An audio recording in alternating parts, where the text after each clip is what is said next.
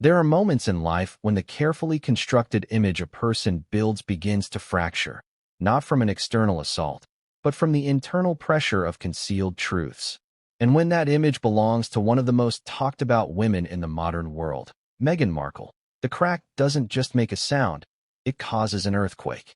The kind that rattles the foundations of not only a brand, but a marriage, a monarchy, and the millions who believed in the fairy tale.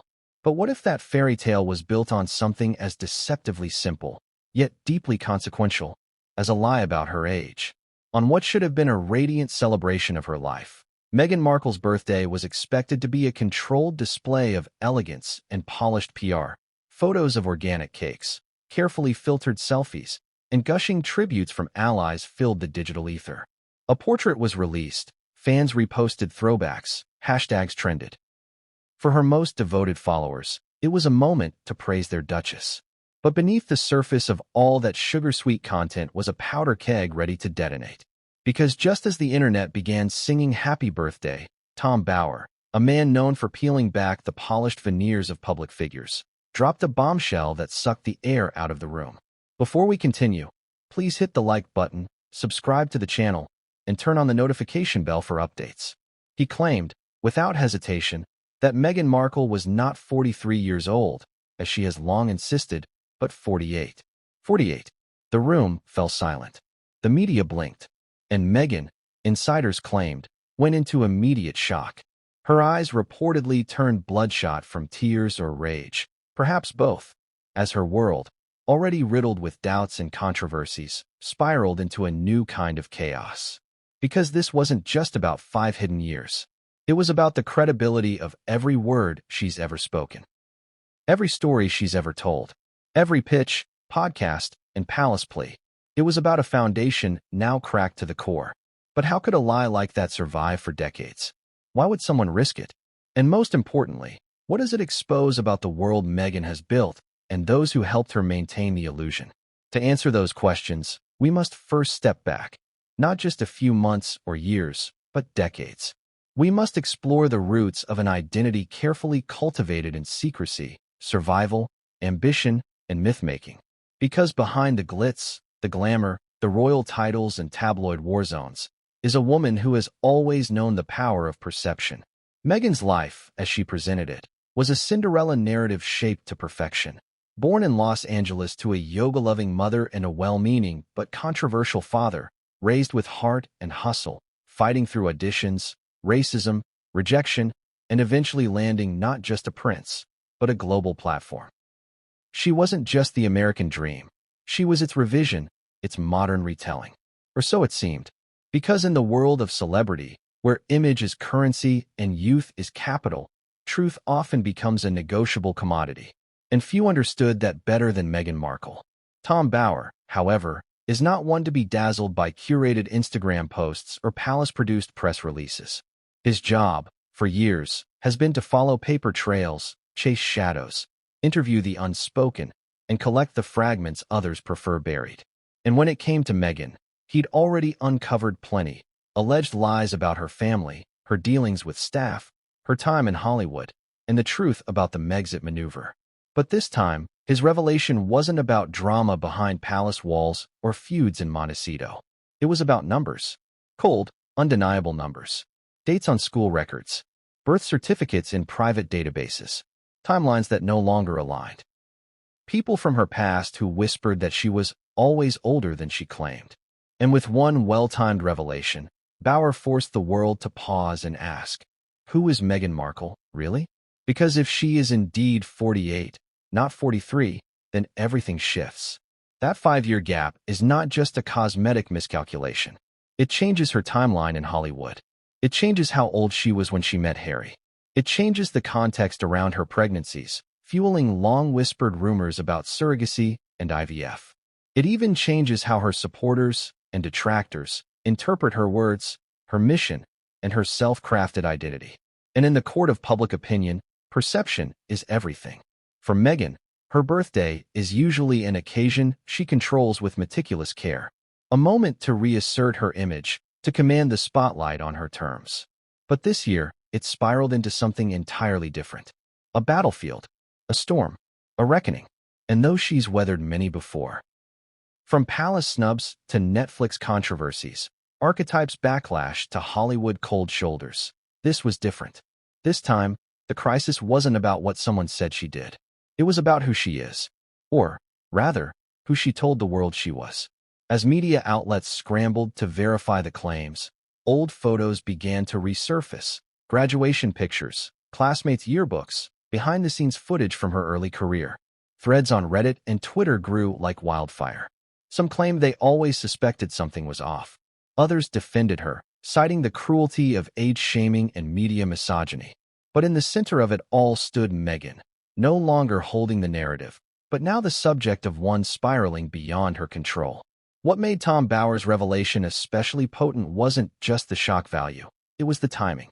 Dropping it on her birthday was more than just a journalistic gut punch. It was symbolic, a challenge to her very sense of self. A message that no matter how tightly you try to grip the wheel of your public image, the truth has a habit of slipping through the cracks when you least expect it. But perhaps the real tragedy isn't the lie, if it is a lie, but what it says about the world that demanded it. Why does an actress feel compelled to subtract years to be taken seriously? Why do women, especially in the spotlight, face the crushing expectation of eternal youth? Why do we punish the passage of time with such venomous judgment? And yet, the deeper question still remains. Did Meghan Markle lie? Or did those around her do it for her? Was this the result of image consultants? Agents? Was it a Hollywood survival tactic that snowballed into royal scandal? Or was it deliberate? An origin myth she spun herself and protected at all costs? As we journey through the layers of this unraveling story, we'll explore how the pieces fit, or don't. We'll dive into school records, old interviews, paparazzi snapshots, Hollywood casting calls, and royal press statements. We'll hear from insiders, biographers, defenders, and critics. We'll ask uncomfortable questions and uncover truths hidden beneath a cascade of curated content. Because this story isn't just about Meghan Markle. It's about fame, about control, about the lies people tell, not just to the world, but to themselves. By the end of this video, you'll see just how deep the roots of reinvention can go.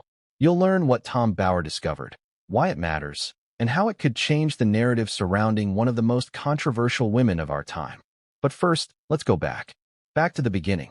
Before the tiaras, before the titles, before the headlines and heartbreak.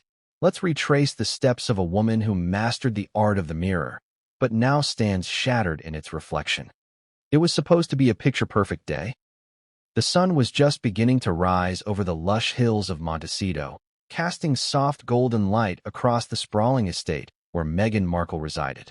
On social media, her most ardent fans had already begun flooding platforms with tributes, edited montages of her photos, hashtags like #HappyBirthdayMeghan, and heartfelt tweets calling her an icon, a humanitarian, a role model. It was August 4th, a day that had come to be treated by her supporters as something sacred. Meghan, they believed, was turning 43. But something felt off. The air seemed heavy, almost anticipatory. Behind the scenes, Meghan's PR team was unusually tense. There were whispers of a media storm brewing, vague warnings about a book excerpt that had been quietly pushed to press, and an unscheduled radio interview that no one had seen coming. The name on everyone's lips wasn't Duchess, or Meg, or Her Royal Highness. It was Tom Bower. The veteran journalist, known for his surgically precise takedowns and unapologetic investigations into the lives of the rich and powerful, had done it again. At 8 a.m. Pacific Time, during what appeared to be a routine sit-down with a British morning show, Bower dropped what could only be described as a public relations nuclear bomb. Calmly, almost too casually, he stated, "It's long been known in certain circles that Meghan is not the age she claims. She's not 43, she's 48. And I have the documentation to prove it." The hosts blinked, stunned. The internet exploded. And inside Meghan's Montecito mansion, chaos erupted. Insiders later claimed that Meghan had just finished her morning yoga session when she was alerted to the news. What began as confusion quickly escalated to disbelief, and then panic. Staff reported she went white, gripping her phone so tightly that her knuckles turned red. Her birthday plans. Brunch with close friends, a soft launch of a new wellness product, a pre-recorded birthday message posted to Archwell's Instagram, were suddenly irrelevant. What mattered now was containment, spin, control. But it was already too late. Within minutes, clips from the interview had gone viral. Online sleuths began pulling up old footage. Reddit forums that had once been dormant roared to life, sharing archived images, timelines, and theories that had been dismissed or suppressed in years past. Comment sections filled with speculation. How could this happen? Had the media been complicit? Why had no one noticed earlier? And most damning of all, what else had she lied about? This was not the kind of scandal that could be dismissed with a clever press release or buried under philanthropic headlines. This was intimate, personal.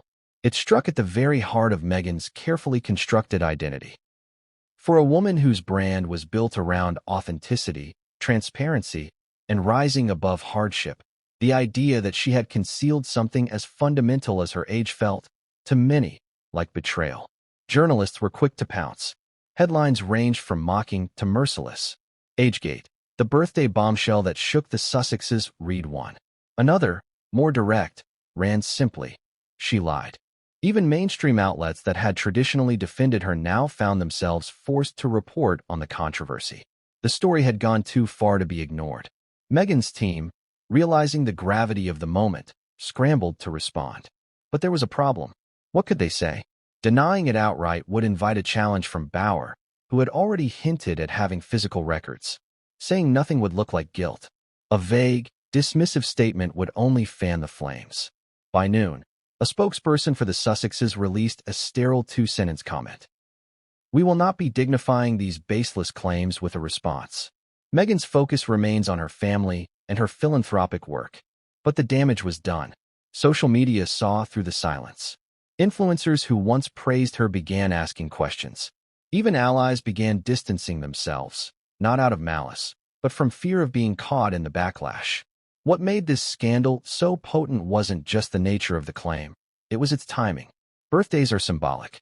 They're personal milestones. They represent the passage of time, growth, evolution. For Meghan, who had spent years battling critics and constructing a brand based on survival, her birthday was an opportunity to reaffirm her narrative. But now, that narrative was crumbling.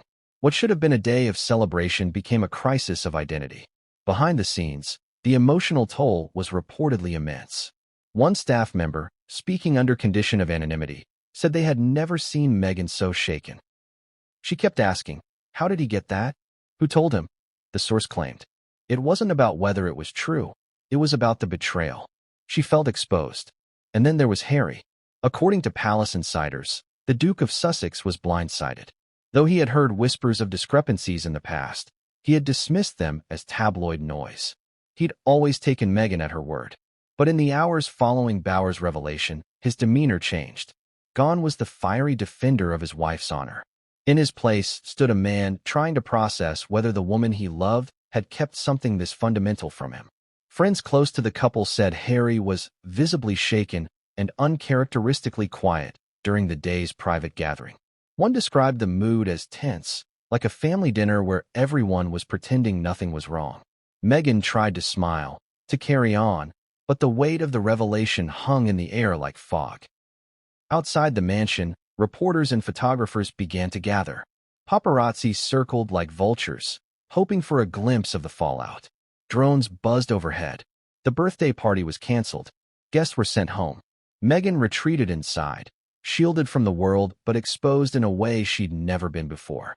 That night, as darkness fell over Montecito, the headlines continued to refresh. The conspiracy theories multiplied, and Tom Bauer doubled down. In a second interview, he said, "I didn't reveal this to be cruel. I did it because truth matters. When you build an empire on illusion, the public has a right to know what's real." It was a statement that struck a chord with many.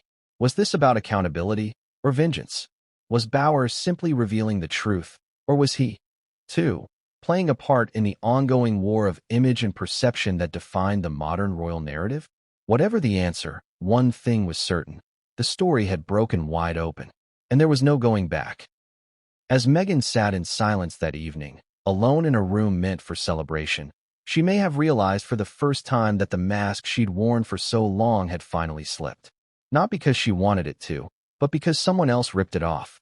And that moment, painful and public, marked the beginning of a new chapter. One not defined by titles or Instagram posts, but by reckoning. A chapter where questions could no longer be brushed aside, and where every whispered rumor demanded an answer. The birthday that should have reinforced her legacy had now rewritten it. And the world was watching. Before the world could even process the shock of Meghan Markle's alleged real age being exposed, one name echoed across every digital platform, news headline, and podcast microphone: Tom Bower. But for many, especially those outside of the UK or not deeply embedded in royal commentary circles, there was one burning question. Who exactly is this man who just shook Meghan Markle's world to its core? Tom Bower isn't new to controversy. In fact, controversy has been his currency for over 4 decades. A barrister-turned-investigative journalist, Bower carved out a reputation for being the kind of writer who didn't flinch. He doesn't dabble in fluff, doesn't chase celebrity approval, and certainly doesn't shy away from powerful targets. His resume reads like a graveyard of reputations. Politicians, tycoons, celebrities, few have survived his literary crosshairs unscathed. When Tom Bower decides to write about someone, they're not getting a soft profile piece, they're getting dissected. What makes Bower unique is his approach. He isn't interested in surface-level reporting. He digs. He interviews everyone: former friends, disgruntled employees, ex-lovers, schoolmates, and even those who were told never to speak. He cross-references documents, scans old archives, compares legal records, and pulls together pieces most people didn't even know were missing. His books are rarely sanctioned by their subjects, and that's by design. Because Bower isn't writing to please. He's writing to reveal. His previous books have taken down business moguls, British aristocrats, and members of parliament. But in recent years, his focus has turned toward a subject far more sensational, and arguably more dangerous: the British royal family. His book, Revenge, Meghan, Harry and the War Between the Windsors, was a bestseller, praised by some for its brutal honesty and vilified by others for its unrelenting critique of the Sussexes. But regardless of which side readers found themselves on, one thing was clear: Bower had access. Real access. To people who knew Meghan before the fame, before the prince, before the global headlines. And they were ready to talk. Bower, in his typically stoic manner, didn't gloat when his birthday revelation about Meghan's age went viral. He didn't release a statement, didn't throw a party, didn't even respond to the online chaos he had unleashed. Instead, he simply moved on to the next phase of his investigation. That's the kind of man he is: methodical, meticulous, and always 10 steps ahead of everyone else. So how did he come to know about Meghan's alleged real age? The answer lies in his journalistic philosophy: every detail matters. When researching Revenge, Bower reportedly started from the very beginning of Meghan's life. He traced her lineage, her schooling, her early career. He contacted classmates from her high school and university years. He spoke to casting agents, journalists, and people from the fringe corners of her early Los Angeles life. Somewhere along that trail, inconsistencies emerged. Several of Meghan's former peers hinted that she had always seemed older than her peers. Some remembered her as being part of a different graduating class than what was publicly listed. One school administrator, who asked not to be named, claimed that records had been altered years after she graduated. Another source, a former friend from a local LA theater group, said Meghan once confided that she felt trapped by Hollywood's obsession with age and had been advised to adjust her age downward to stay competitive. It wasn't one big reveal that gave Bower his ammunition. It was dozens of small discrepancies. Birth years listed differently in various publications. Official documents archived in private registries. A former employer's tax form that listed a birth year inconsistent with the narrative. Bower compiled everything, checked it against public records, and built his case methodically. But even with his reputation for thoroughness, going public with such a claim, on Meghan Markle's birthday no less, was a bold, calculated risk. One wrong fact could lead to lawsuits, public backlash, and the destruction of his credibility. But Bower was confident. He had seen the documents. He had cross-verified the timelines. He knew the story would hold. And so, on the morning of August 4th, with the world preparing to post heart emojis and birthday cakes, Bower instead dropped a line that would upend the narrative entirely. And while the initial reaction was predictably chaotic, what followed was something even he may not have fully anticipated, a cultural flashpoint. People weren't just questioning Meghan's age. They were questioning everything. Her story, her journey, her brand. If someone could lie about something so foundational, what else might be fabricated? Bauer had done more than reveal a hidden number. He had planted a seed of doubt that grew with alarming speed. To understand Bauer's mindset, one must also understand his belief in accountability. He has said in interviews that public figures, especially those who wield influence and power, owe it to the public to be truthful. When they aren't, they open themselves up to scrutiny. And in Bauer's eyes, Meghan had placed herself on a pedestal built on curated victimhood, selective transparency, and tightly managed PR campaigns. He wasn't trying to tear her down just for sport. He was trying to expose what he saw as a systemic manipulation of public perception. It's worth noting that Bauer himself is no stranger to backlash. He's been sued. He's been threatened. He's been called everything from fearless to ruthless. But time and again, his books have held up under scrutiny. Because his facts are tight, his sources vetted, and his documentation often impenetrable. This is not a man who speculates. This is a man who uncovers. His critics, of course, argue that he's invasive, cold, even opportunistic, that he targets the powerful because it sells books. But Bauer doesn't flinch at those accusations. He has said plainly that his job is not to make friends. It's to shine a light in the darkest corners. And in Meghan's case, that light is glaring. What's fascinating is that Bauer never presented himself as a royal expert. He didn't start out as a gossip columnist or a palace insider. He approached the story of Meghan and Harry like he would any subject, through the lens of hard journalism. That meant evidence, interviews, and connecting dots that others either missed or avoided.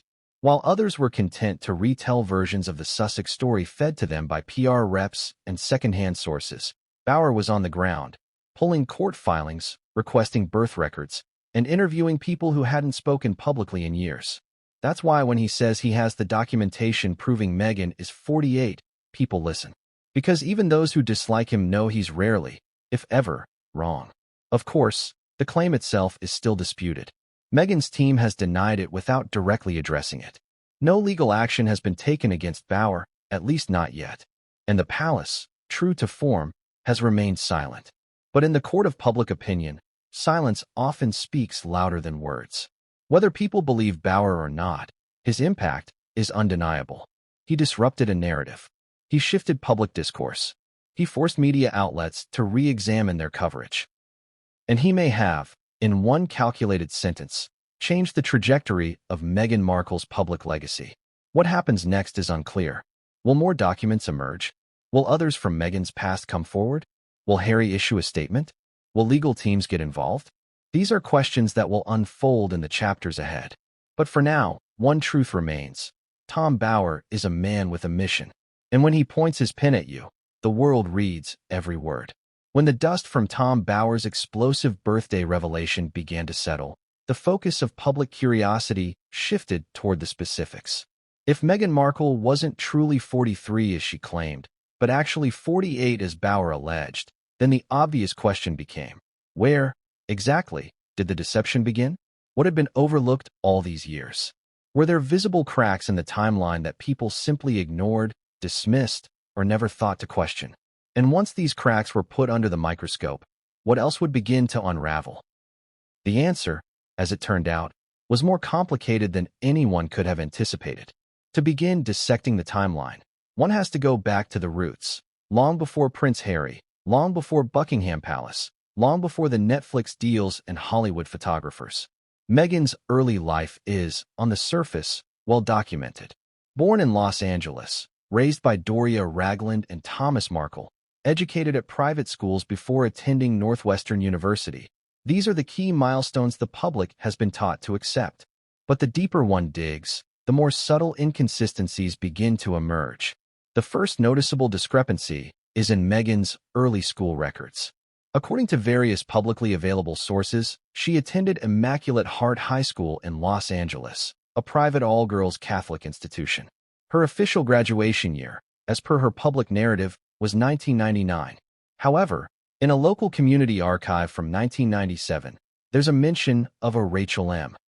Markle listed as one of the senior peer mentors for that academic year, suggesting she would have been in her final year 2 years earlier than expected. The name itself raised questions.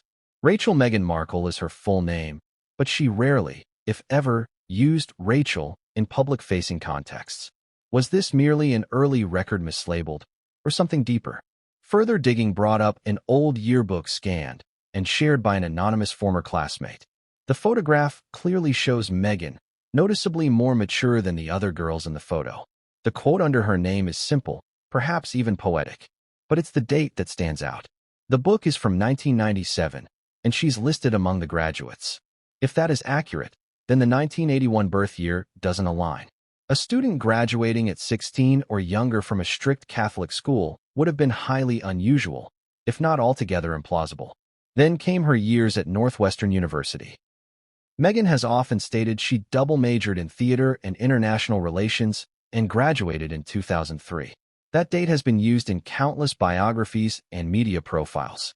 But when Bauer and other researchers began cross-referencing alumni databases, they discovered a trail that seemed inconsistent. A 2001 internal yearbook for the university lists Meghan as a senior. Another article in a university publication from the year 2000 references a theater production in which she played a lead role, listed as a graduating senior's final performance. Now, it's not unheard of for students to take longer or shorter than 4 years to complete university. But the volume of evidence pointing to an earlier graduation date than 2003 began to stack up.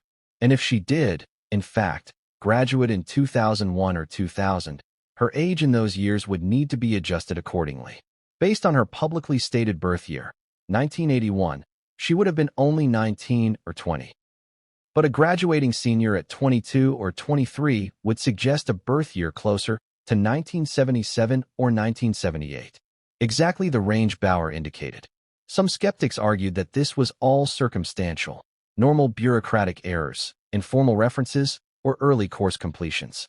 But when these anomalies are viewed together, they start to feel like parts of a larger pattern. A pattern that, for most people, would be chalked up to innocent discrepancies. But for a public figure like Meghan, who has tightly controlled her personal narrative, every minor inconsistency carries amplified meaning. Casting records from her early acting days further deepened the mystery. When Meghan was just beginning her career, appearing in small roles on television, like her blink-and-miss appearances in General Hospital or game show stints on Deal or No Deal, she was often listed in internal documents as being in her late 20s. But these roles were booked in the early 2000s. At that point, based on her official birth year, she should have been in her early 20s. Again, it wasn't a red flag on its own, but alongside everything else, it made people wonder.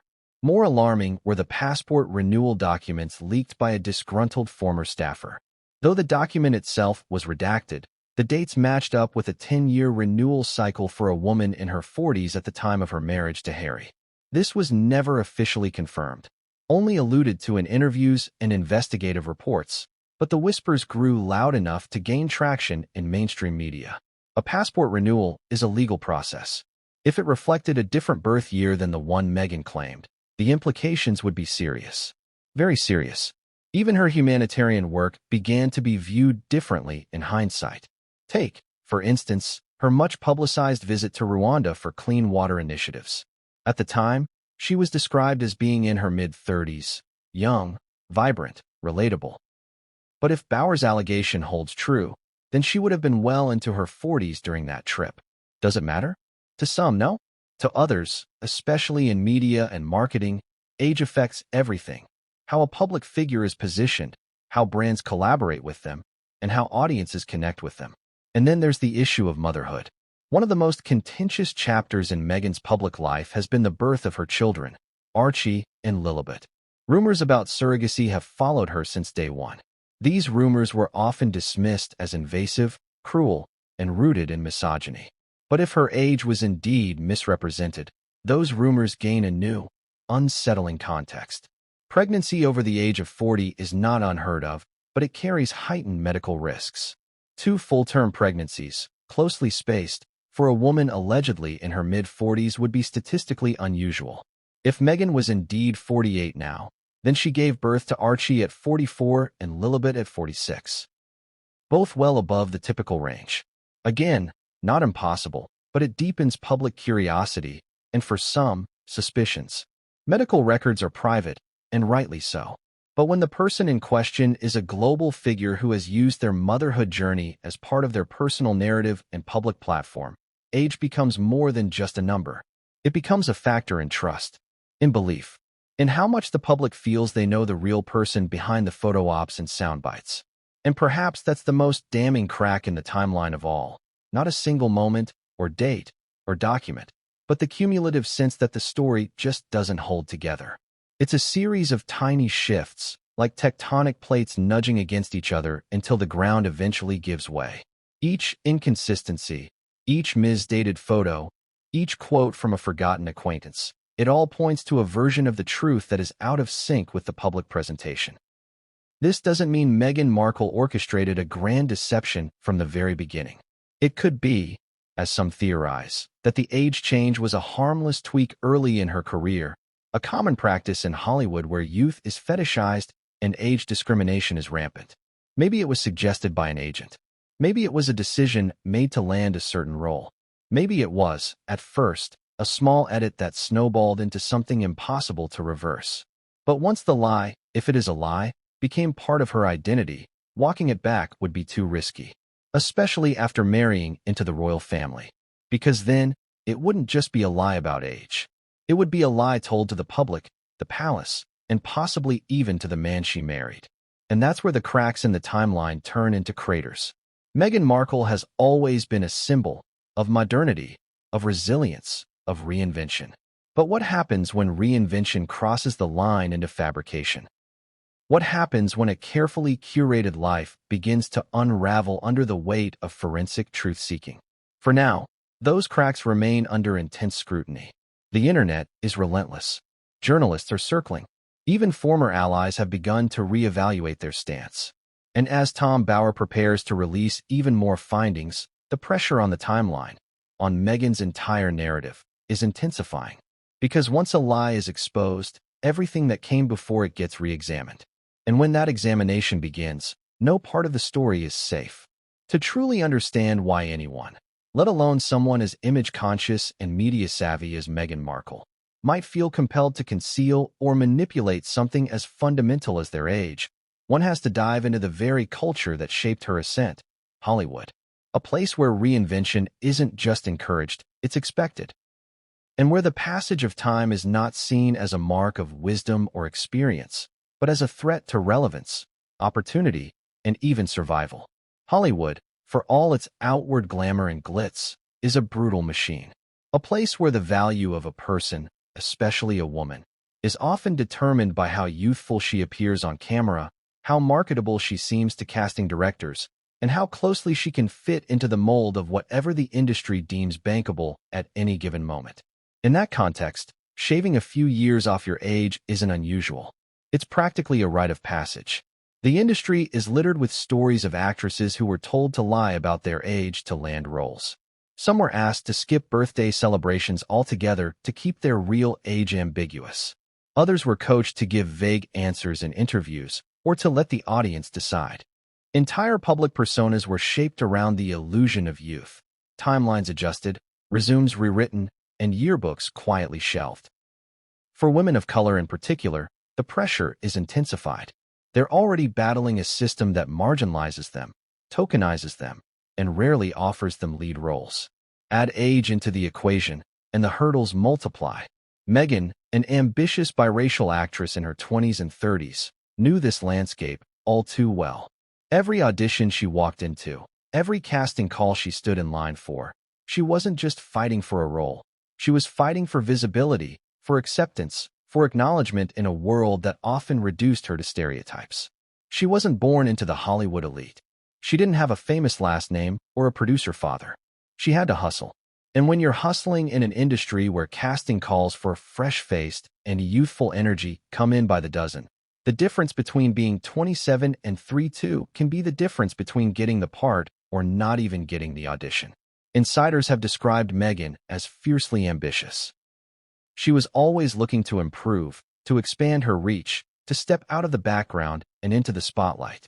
And when her career began to pick up speed, first with minor TV roles, then as a briefcase girl on Deal or No Deal, and eventually as Rachel Zane on Suits, that ambition began to crystallize into something tangible. A brand, a persona, a story that could be sold to casting agents, producers, magazine editors, and eventually, the world. It was around this time, according to those familiar with her early career, that things began to shift. Her age, once listed consistently in background documents, began to appear differently in various publications.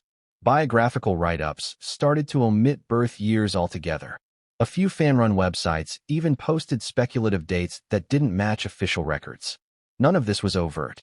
It was subtle, almost imperceptible. But that's how Hollywood's age reduction tactics work, not through loud declarations, but through quiet erasures.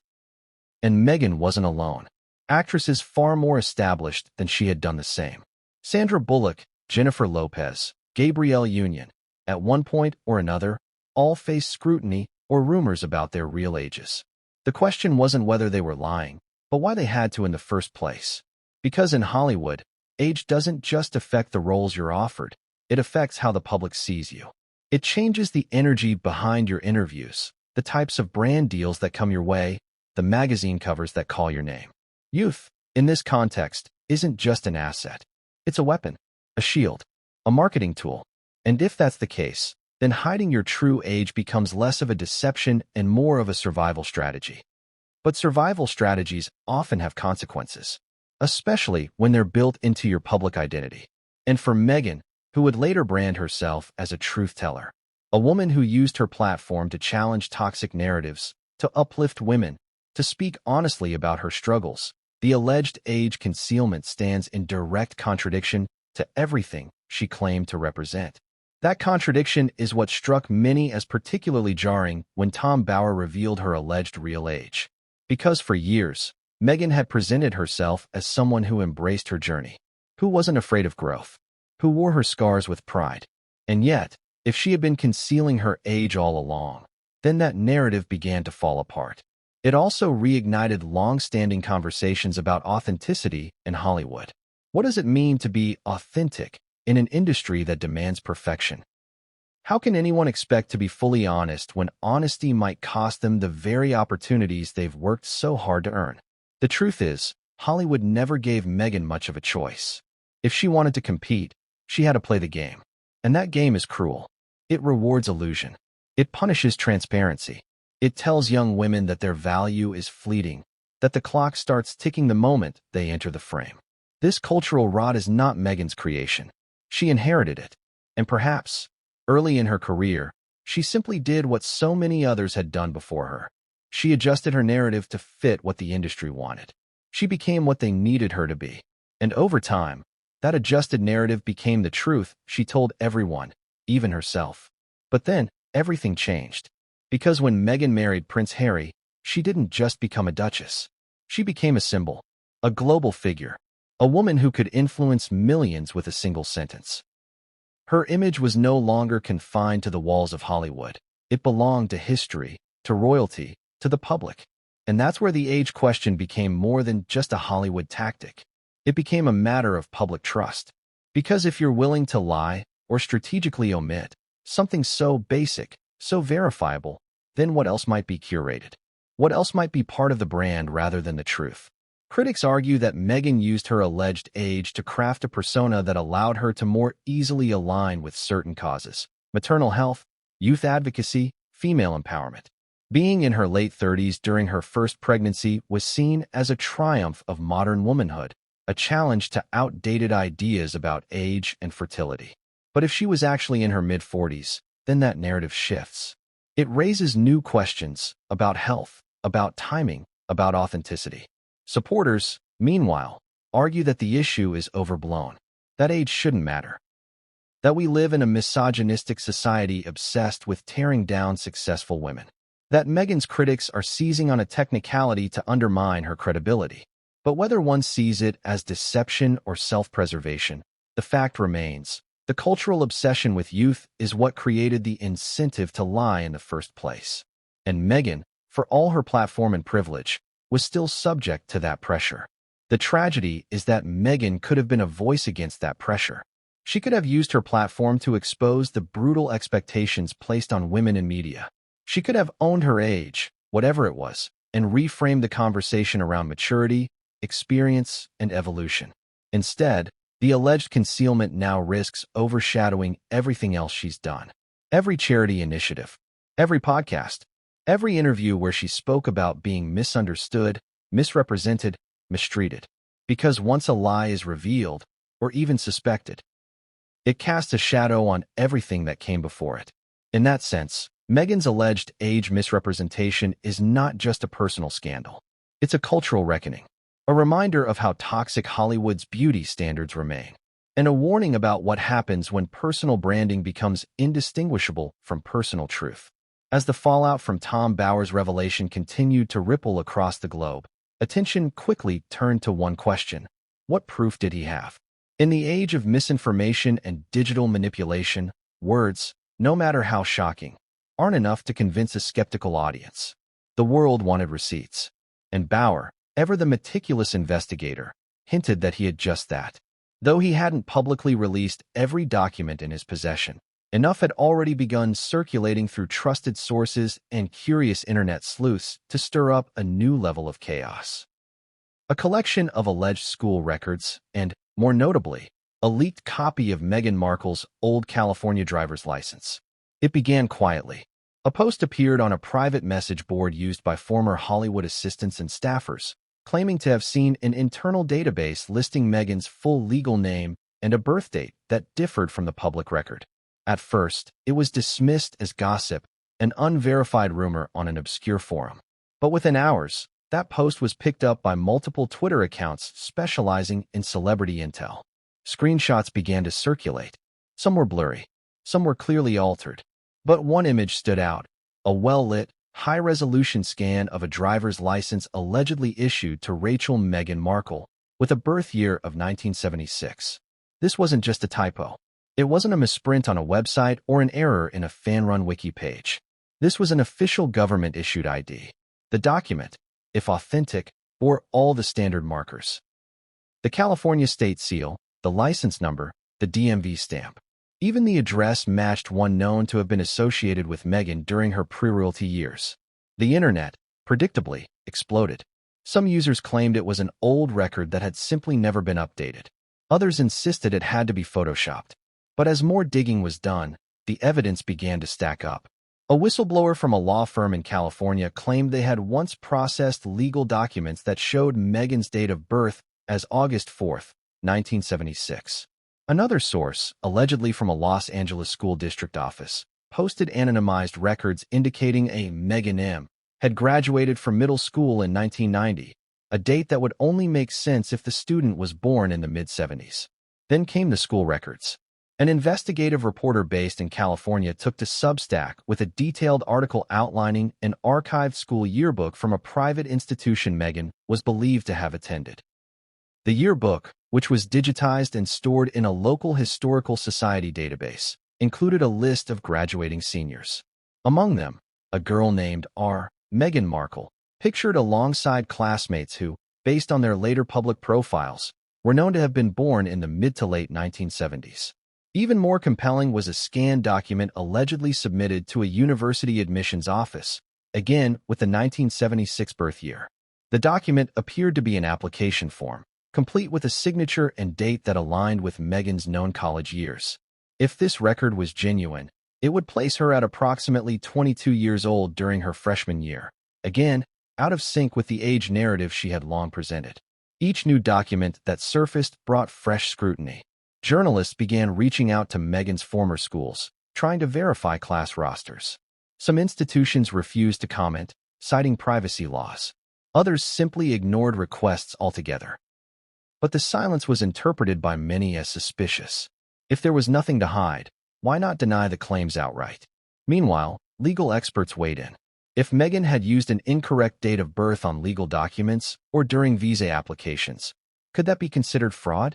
Most agreed the consequences would depend on intent and context. If the age discrepancy was confined to public narratives and marketing materials, it would be a moral issue, not a legal one. But if any official forms had been altered or falsified, the ramifications could be serious. And that's what made the driver's license so crucial. Because unlike magazine interviews or red carpet bios, a driver's license is a government document. It requires proof, birth certificates, social security records, identity verification. If the license listing her birth year as 1976 was indeed authentic, it would suggest that the government, at one point, recognized her as 5 years older than she claimed. Meghan's team, as expected, did not respond to requests for clarification. Their silence, again, spoke volumes. Legal letters were rumored to have been sent to certain outlets posting the image, demanding its removal and citing privacy violations. But the license, once online, spread too quickly to contain. Screenshots, re-uploads, even AI-verified facial mapping began to circulate. Analysts compared the ID photo to known images of Meghan during her early acting career and found no inconsistencies. Same smile, same eyes, same person. What made this even more explosive was the timing. This wasn't just any moment in Meghan's career. This was her birthday, the day she was meant to shine. A day meant to highlight her evolution, her resilience, her impact. Instead, it became the day her origin story was put on trial. The psychological impact of this cannot be overstated. Insiders whispered that Meghan was in a state of shock. One source close to her inner circle claimed she had locked herself in her home office for hours, crying intermittently and refusing to take calls. Another claimed that Harry, though supportive in public, was privately stunned. He didn't know what to say, the source revealed. He kept asking, "Is any of this true?" If Harry hadn't known, the question then became, who did? Did Doria Ragland, Meghan's mother, help construct the new timeline? Was this a decision made when Meghan was first breaking into Hollywood? Or had it evolved gradually, one resumed line at a time, until it became a part of her identity? Those close to the situation began speaking out, cautiously, and under condition of anonymity. A former classmate from Northwestern University recalled how Meghan always seemed older than their peers. She had this maturity about her, the classmate said. We just assumed she was in her late 20s when the rest of us were barely legal. A photographer who worked with Meghan in the early 2000s echoed this sentiment. She carried herself like someone who had been in the game a long time. I remember one shoot where she told the stylist she was tired of being offered teen roles. That always stuck with me. Even her old talent agent, in a rare off-the-record comment, admitted that age in Hollywood was always flexible and negotiated. When asked directly whether Meghan ever altered her age for auditions, the agent replied, "Let's just say, nobody ever wins by telling the truth about that in this town." All of this painted a picture that was becoming increasingly difficult to ignore. If Meghan had indeed adjusted her age early in her career, it may have started as a harmless industry tactic. But as her fame grew, so did the stakes. By the time she married into the British royal family, the lie, if it was a lie, had become too big to confess. It was embedded in every biography, every press release, every narrative arc carefully crafted for the world's consumption. But lies, especially ones built on public records, have a way of catching up. The driver's license, the school records, the university documents, they weren't just paper trails. They were cracks in the foundation of a meticulously built empire. And as they came to light, the illusion of control that had once surrounded Meghan Markle began to crumble. Because at the end of the day, people don't just follow public figures for their success. They follow them for their story, their journey, their truth. And when that truth is questioned, when it begins to unravel under the scrutiny of leaked documents and conflicting dates, the trust that once fueled admiration begins to erode. This chapter in Meghan's saga was more than just a scandal. It was a reckoning, a reminder that in the age of digital transparency, no secret stays hidden forever. And no fairy tale, no matter how beautifully told, can survive the weight of too many buried facts.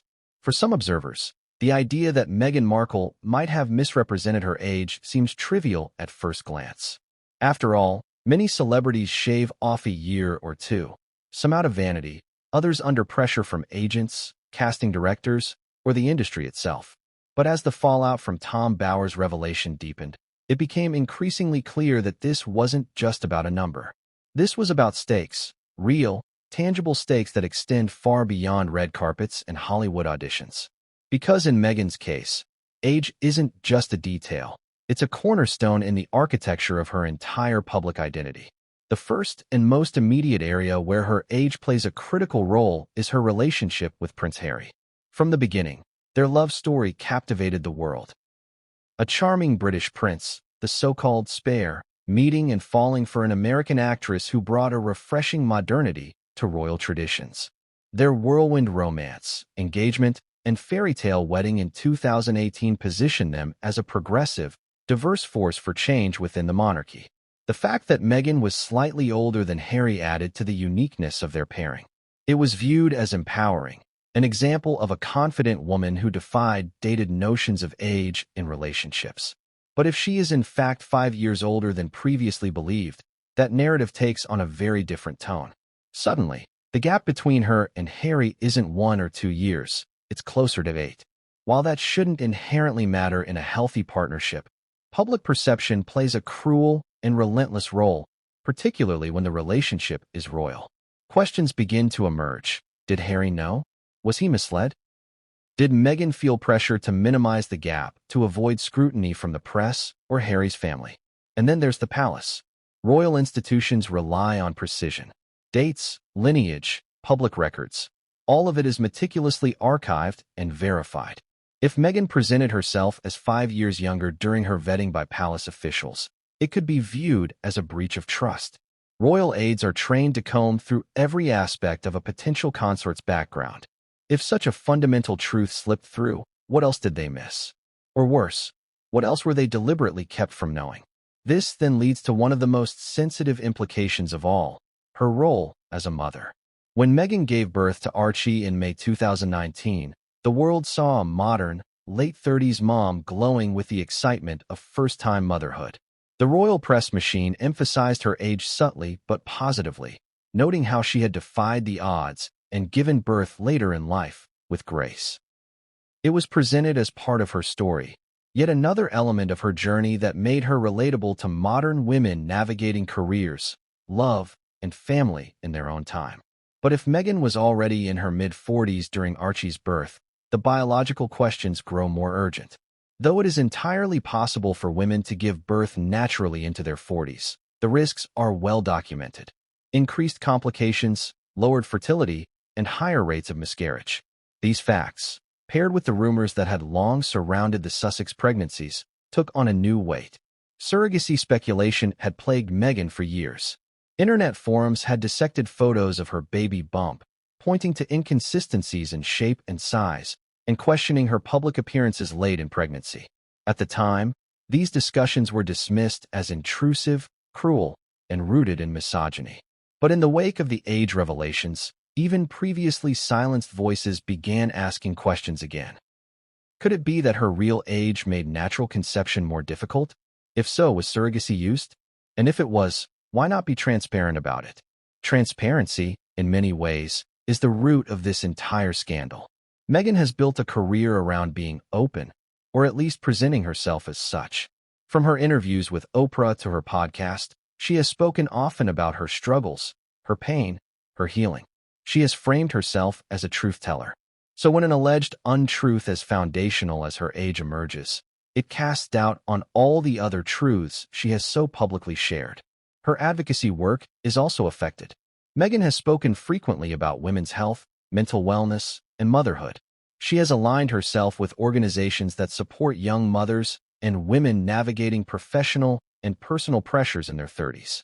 If she's nearly a decade older than she claims, does it undermine her authority in those spaces? Does it reshape how those causes are perceived when connected to her name? Brand deals are another layer of this intricate web. Meghan's post-royal career has been deeply tied to her image. From the Archetypes podcast to her work with Netflix, and most recently, her reported lifestyle brand, American Riviera Orchard, her age plays into her marketability. Companies build campaigns around the identity of their spokespersons: youthful vitality, mature elegance, modern motherhood. All of these narratives are shaped by numbers, whether we like to admit it or not. If Meghan pitched herself at 43, but is actually 48, did companies invest based on false data? That could pose legal questions, not to mention public relations challenges for brands that have tied their reputation to hers. Investors don't just fund products, they fund personas. And if that persona is now being questioned, confidence could begin to erode. Her influence in the political space also isn't immune. Meghan has hinted at political ambitions for years. She's spoken about equality, civic engagement, and once even cold-called senators to advocate for paid family leave. Age, in politics, is often viewed through a double lens. Too young, and you're dismissed. Too old, and you're out of touch. At 43, Meghan was viewed as a youthful, modern woman with real-world experience. At 48, if proven true, she begins to cross an invisible boundary where that perception could shift. It's not fair, but it's real. The political world, like Hollywood, operates on optics. And let's not forget the most personal fallout of all, how the public perceives her character. If she lied about something so central, then what else did she mislead the world about? This isn't just a scandal about an altered number. It becomes a question of integrity. People are willing to forgive mistakes, even deception, if they feel the person in question is sincere in their apology and shows accountability. But when silence meets scrutiny, the void fills with assumptions. That's exactly what has begun to happen. When Meghan's team refused to address the age revelations directly, it gave rise to an entire media ecosystem of speculation. And when the media speculates, the public begins to form opinions. Harsh ones, conflicted ones. Even former supporters started expressing confusion and disappointment, not necessarily because of the age itself, but because of what the concealment suggested, that the authentic, vulnerable Meghan they believed in might have been a carefully constructed character all along. This is where the real stakes lie, not in a driver's license or a school record, but in the erosion of trust. Meghan had managed to connect with people on a level few royals ever have. She was seen as real. Flawed? Yes, but courageous in her willingness to share her pain. And now, that connection is in jeopardy. Every chapter of her life, from her early career to her royal exit, must now be re-examined under a harsher light. Every quote, every anecdote, every truth becomes a question mark. For a woman who has fought for her narrative with unrelenting tenacity, this is a devastating turn. And it's not just her story that's on the line. It's her husband's, her children's, her legacy. Because age is more than a number, it's context. It changes how we interpret every choice, every struggle, every triumph. In every public crisis involving Meghan Markle, one figure has stood as her unflinching defender, Prince Harry. Whether confronting the British tabloid press, challenging the royal institution, or advocating for their decision to step away from official royal duties, Harry's voice has been unwavering. His loyalty has been not just evident, it's been defining. Yet when Tom Bower's birthday revelation rocked the internet, exposing the possibility that Meghan was not 43 but actually 48, something unprecedented happened. Harry said nothing. No statement. No swift denial. No press release from Archewell. No cleverly crafted video message. For the first time in recent memory, Harry, the man who once declared that the media has created a false narrative around Meghan, fell completely silent. For those watching closely, the absence of his voice was deafening. In Montecito, where the couple now resides in a sprawling mansion surrounded by high gates and carefully cultivated privacy, there was no sign of the usual PR machinery springing into motion. Normally, a story of this magnitude would trigger crisis mode, legal threats, rapid response teams, friendly journalists posting rebuttals. But this time, there was only silence. And silence, in situations like this, can be interpreted in many ways. Confusion, shock, complicity, even betrayal. Those close to the couple began whispering. Some suggested that Harry, like the public, had been blindsided by the news. Others claimed he had known for years, but chose love over truth, viewing Meghan's age as irrelevant to the woman he fell in love with. But insiders noted that something had changed. He was reportedly more withdrawn, pacing through the gardens alone, speaking to staff in clipped sentences. One longtime aide described him as distant, like his mind was elsewhere, trying to do mental gymnastics with everything unraveling in front of him. But what about the palace? Though the Sussexes officially stepped back from royal duties in 2020, the rest of the royal family still moves in rhythm with protocol. And they, too, had reason to pay close attention to the sudden age scandal. Not just because Meghan had once been a senior working royal, but because her credibility, already deeply controversial within royal circles, was now being publicly questioned in a way even her critics couldn't have orchestrated. Unlike the Archewell team, the palace has long followed a time-honored mantra when it comes to scandal: never complain, never explain. Yet those who have observed royal communications over the years know that messages are often delivered not through speeches or interviews, but through symbolism, scheduling, and subtle shifts in public behavior. The first clue came with a sudden change to the royal family's social media schedule. For Meghan's previous birthdays, the official royal family Instagram account and the Prince and Princess of Wales account would issue a polite message, wishing the Duchess of Sussex a happy birthday, usually accompanied by a soft, smiling photo of Meghan taken during her royal tenure. But this time, there was nothing. Not a word. Not a post. No photo. No caption. Silence. It didn't take long for media outlets to notice. Royal correspondents speculated openly. Was this an oversight or an intentional omission? Was it a quiet snub, a signal that the palace, too, was questioning everything? Then came the Queen's Commonwealth Trust, an organization Meghan had once served as vice president. On the very day of her birthday, the QCT released a video highlighting young female leaders making change across the globe. Nowhere in the montage, nor in the accompanying post, was Meghan mentioned, despite her former involvement in the organization. It was a glaring omission that royal watchers didn't miss.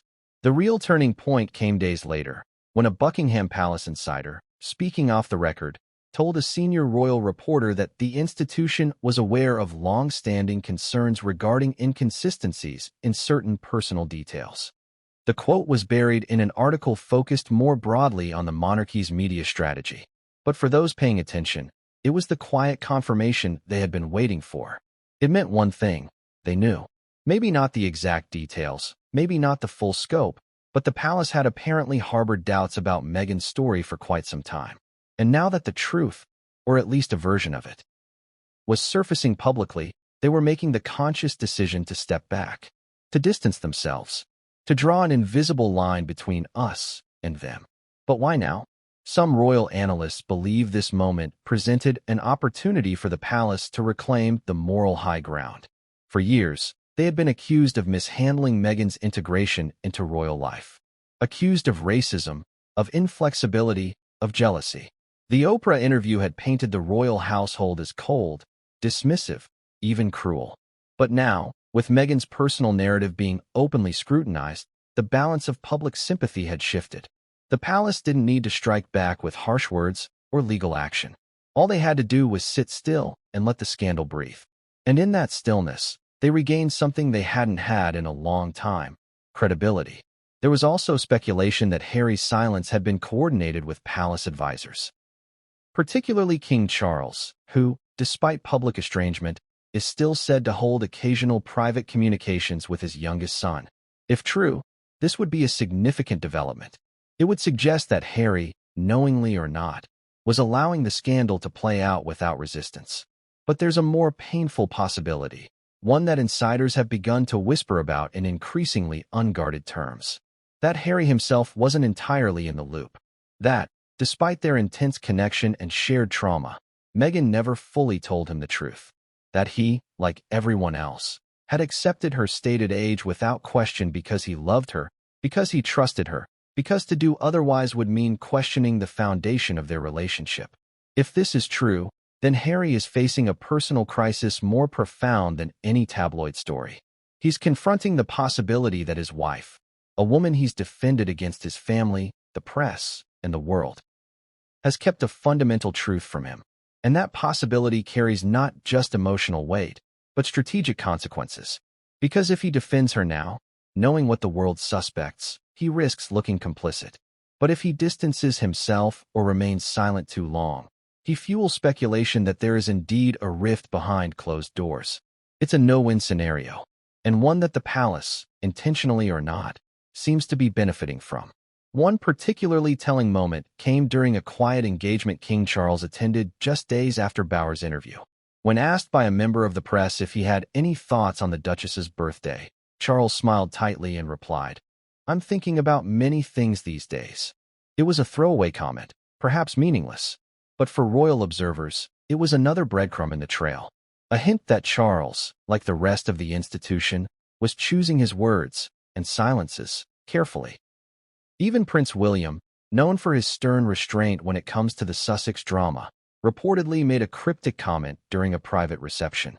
According to a guest who spoke anonymously, William was overheard saying, "Truth has a way of revealing itself, eventually. It always does." When asked what he meant, he smiled politely and moved on.